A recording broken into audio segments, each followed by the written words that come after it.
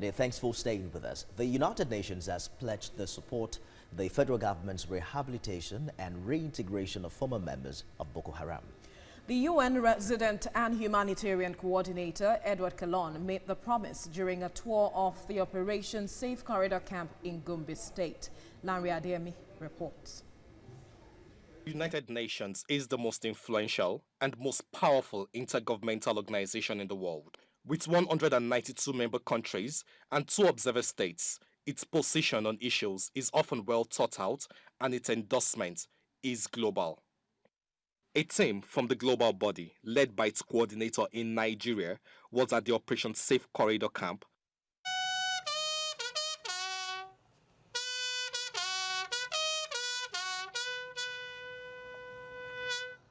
to see firsthand the efforts of the federal government at de-radicalizing former members of extremist groups. The Safe Corridor is working towards peace.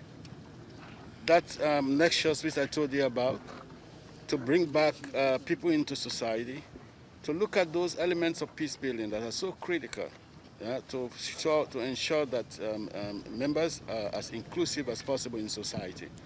Series of interactions with officials and rehabilitated clients was followed by inspection of facilities. Officials of the operation assured their guests of their openness to public scrutiny and recommendations. Already, Niger, Chad, Cameroon, and Somalia are understudying what Nigeria is doing with plans to replicate it. Your visits will be a source of encouragement for us to do more.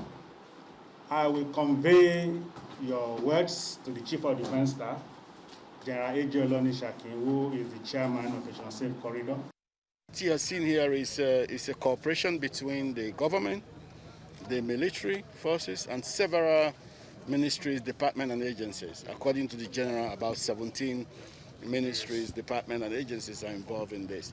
So, I mean, listen, these guys have brought on board the global best practices in dealing with this.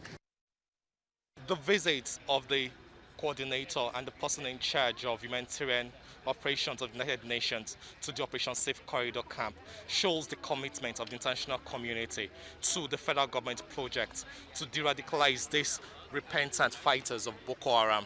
It also shows that it is an international recognized procedure to ensure that the fight is not just kinetic, but also a battle for hearts and minds. Lanre Adeyemi, TVC News, Gombe.